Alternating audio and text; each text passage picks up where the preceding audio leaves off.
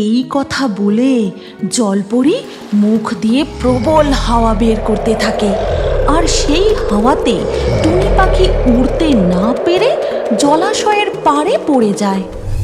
জঙ্গলে বর্ষা প্রবেশ করতেই শুরু হয় প্রবল বৃষ্টি। এমনই একদিন টুনি পাখি খাবার খুঁজতে বেরোনোর সময় তার দুই বাচ্চাকে বলে, শোনো বাচ্চারা, আমি তোমাদের জন্য খাবার আনতে যাচ্ছি। বাইরে প্রচণ্ড বৃষ্টি হচ্ছে, তোমরা কিন্তু একদম বাইরে বেরোবে না, ঠিক আছে? আর মনি, তুমি ভাইয়ের খেয়াল রেখো, কেমন? ঠিক আছে মা, আমি ভাইয়ের খেয়াল রাখবো। এরপর টুনি বৃষ্টিতে উড়তে উড়তে খাবারের খোঁজে বেরিয়ে পড়ে। দিদি, বাইরে কি সুন্দর বৃষ্টি হচ্ছে, চল না আমরা একটু বাইরে গিয়ে দেখি। একদম না, বাইরে অনেক বিপদ আছে, মা আমাদের বাইরে বেরোতে বারণ করেছে। মনির ভাই তার কোনো কথা শোনে না। সে ঘর থেকে বেরিয়ে গাছের ডালে বসে বৃষ্টি দেখতে থাকে।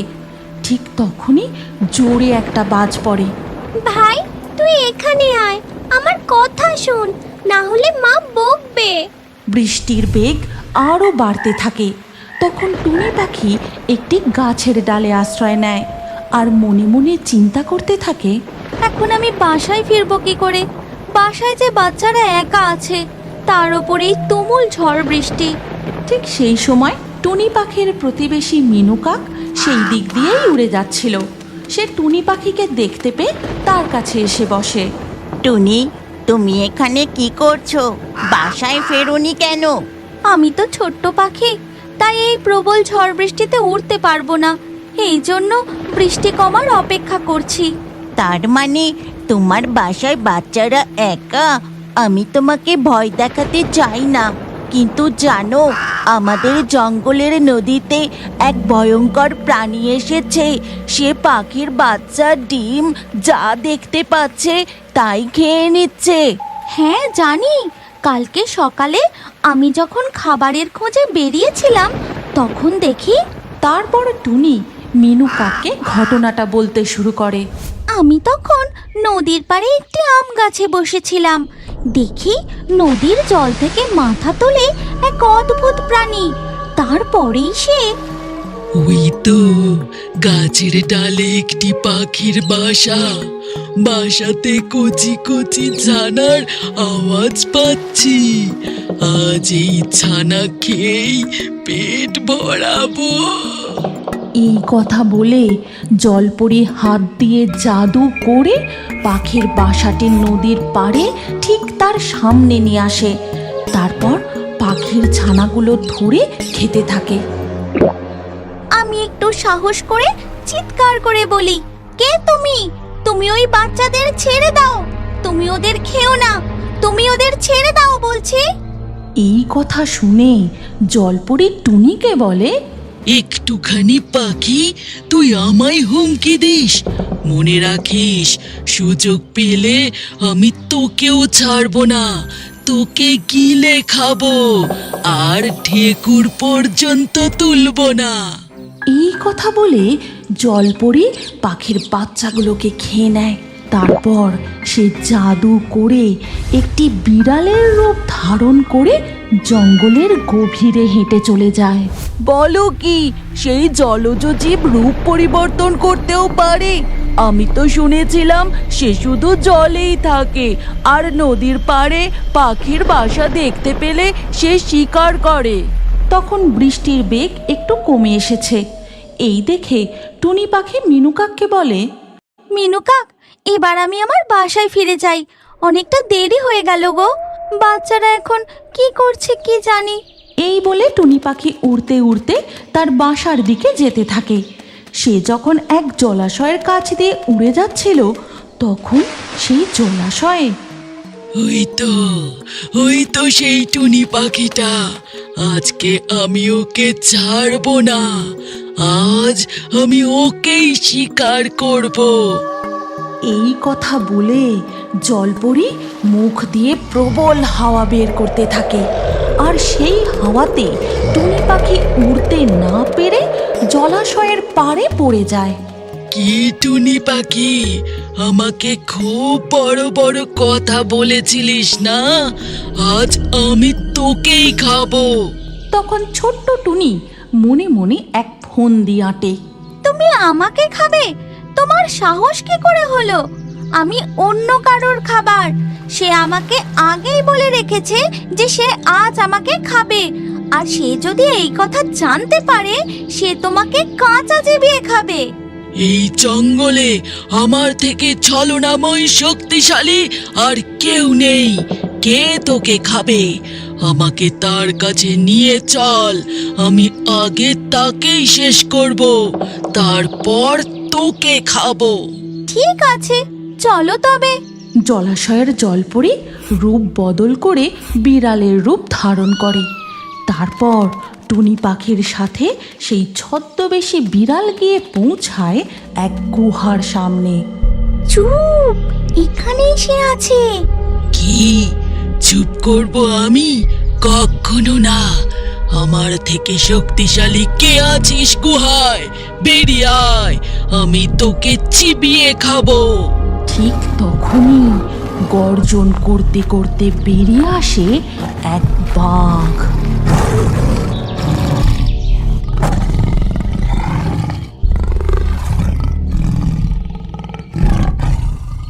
তাই নাকি? তুই আমায় খাবে? দাঁড়া, দেখাচ্ছি কে কাকে খায়। বাঘকে দেখে ছদ্মবেশী জলপরি বিড়াল ভয় পেয়ে পালাতে যাবে। ঠিক সেই সময় বাঘ তাকে ধরে এক কামড় দিয়ে গিলে খেয়ে নেয়। আমার কাজ হয়ে গেছে, এবার আমি আমার বাসায় ফিরে যাই। এই কথা বলে টুনি উড়তে উড়তে তার বাসার কাছে ফিরে এসে দেখে তার বাসা একেবারে লণ্ডভণ্ড, আর ছানা দুটিও নেই। হায় হায় হায়, কি হয়ে গেল? আমার বাচ্চাগুলো কোথায় গেল? আমার বাসার এই অবস্থা কে করলো? গাছের ডালে বসে টুনি পাখি খুব কাঁদতে থাকে। ঠিক সেই সময় সেখানে আসে মিনু কাক। কেঁদো না টুনি, আমি যখন এই পথ দিয়ে ফিরছিলাম দেখি তখনও তুমি ফেরোনি। ঝড়েতে তোমার বাসা ভেঙে গিয়েছিল, আর বাচ্চারা ভয় কাঁদছে দেখে আমি তাদের আমার বাসায় আশ্রয় দিয়েছি। তুমি আমার বাসায় চলো। ধন্যবাদ মিনু কাক, আমি তো খুব ভয় পেয়ে গিয়েছিলাম। এরপর টুনি ও মিনু কাক উড়ে কাকের বাসার দিকে চলে যায়। সাপটা আস্তে আস্তে এগোতে থাকে আর মনে মনে বলে, দূরে এক পাহাড়ের উপরে ঈগল তার একটা সুন্দর বাসা বানিয়েছিল, আর বাসায় ছিল তার খুব প্রিয় 4টে ডিম, যে ডিমগুলোকে ঈগল খুব যত্ন করে আগলে রেখেছিল। একদিন ওই উঁচু পাহাড়েও এলো একটা সাপ। তারপর হাহা, ইগলি 4টে ডিম পেড়েছে। খুব মজা হবে ওর ডিমগুলো খেতে। এখন আমার 4 দিনের খাবার ব্যবস্থা হয়ে গেল। তারপর যখন ঈগল ঘুমোচ্ছিল, সাপটা আস্তে আস্তে এগোতে থাকে আর মনে মনে বলে, আরে ইগলি তো বাসার মধ্যে ডিমের পাশেই শুয়ে আছে, মনে হচ্ছে তো ঘুমোচ্ছে। আমি চুপি চুপি গিয়ে একটা ডিম চুরি করে নিয়ে আসি। কিন্তু ঈগলি ঠিক তখনই উঠে পড়ে। খুনি, আরে এটা তো সাপ, নিশ্চয়ই আমার ডিমগুলোকে খেতে এসেছে। ওকে তো এক্ষুনি মজা দেখাচ্ছি। ওরে বাবা, ইগলি তো উঠে পড়েছে, এবার পালাতে হবে। আরে পালাও সাপ, পালাও পালাও। আর কিছুদিন পরে ওই 4টে ডিম থেকে ছোট্ট ছোট্ট সুন্দর সুন্দর বাচ্চা বেরোয়।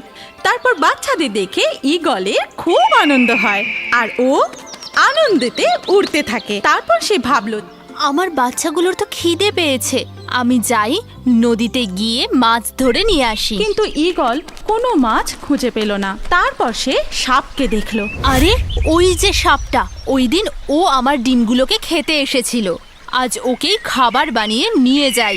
ওরে বাবা, এ তো ইগলি, নিশ্চয়ই আমাকে ধরার জন্য এদিকেই আসছে। পালাও।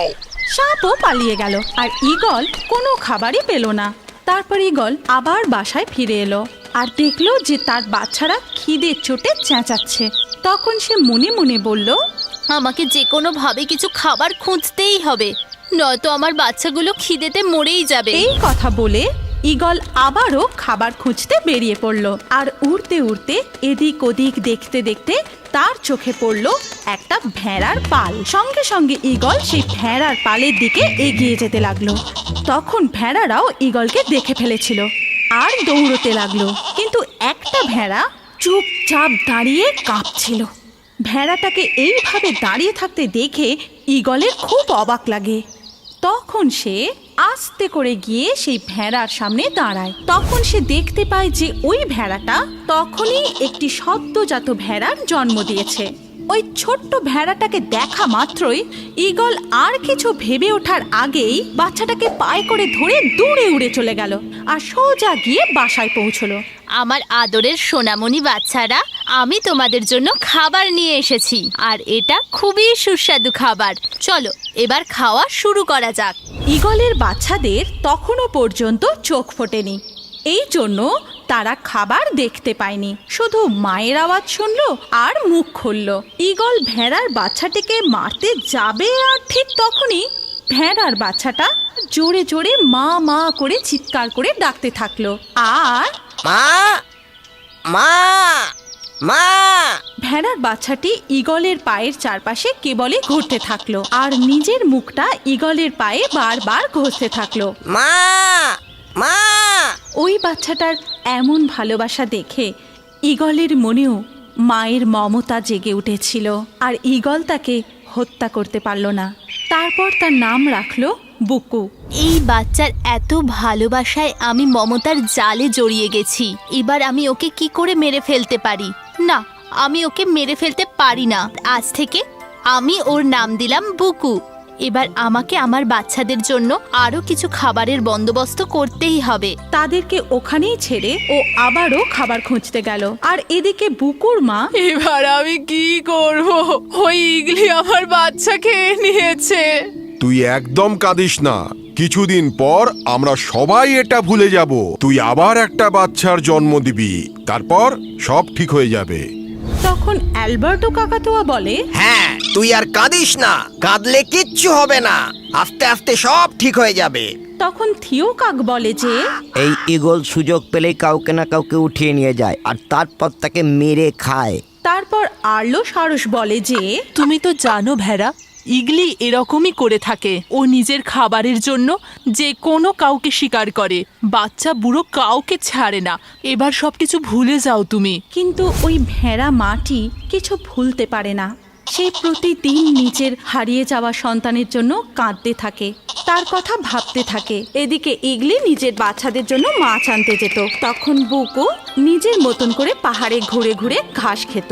নিজের বাকি ঈগল বোনেদের সাথে সে খেলা করত, ঘুরে বেড়াতো, ঘাসের ফুল তুলে নিজেকে সাজাতো। একদিন যখন বুকু নিজের ঈগল বোনেদের সাথে মিলে খেলা করছিল প্রজাপতির সাথে, তখন ওই দেখো প্রজাপতি, চলো ওদেরকে ধরা যাক। চলো। তখন ববি শকুন ওকে দেখতে পায় আর মনে মনে বলে, আরে বাবারে, এটা তো একটা ভেড়ার বাচ্চা দেখছি। এখানে ঈগলের বাচ্চাদের সাথে খেলছে। এই ব্যাপারটা ঠিক হজম হচ্ছে না, যাই গিয়ে দেখি।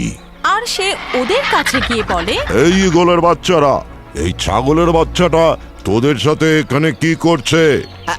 আপনি কে? আর ছাগলের বাচ্চাটাই বা কে? আমি হলাম ববি গিট, আর এটা হলো চার পে ভেড়ার বাচ্চা। কি? কিন্তু এটা তো আমাদের ভাই। এটা তোমার কোনো ভাইটাই নয়, এটা ভেড়া, আর আমি একে এখন খাবো। সরো সবাই।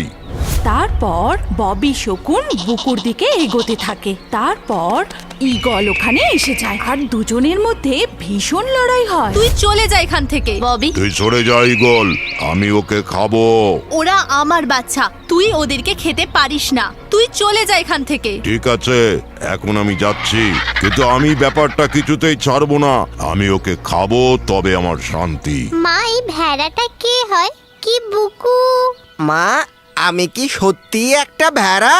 হ্যাঁ বাবু, তুই একটা ভেড়া।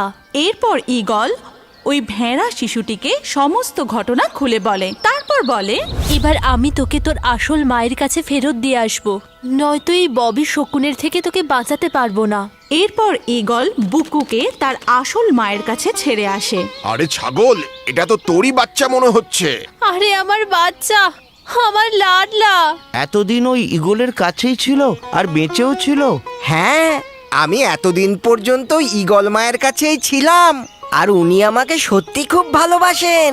বলো, তুমি কি আমার আসল মা? হ্যাঁ বাবু, আমিই তোর আসল মা। এরপর ভেড়িটি নিজের সন্তান বুকুকে জড়িয়ে ধরে আদর করে। তারপর সবাই মিলে আনন্দ করে থাকতে শুরু করে।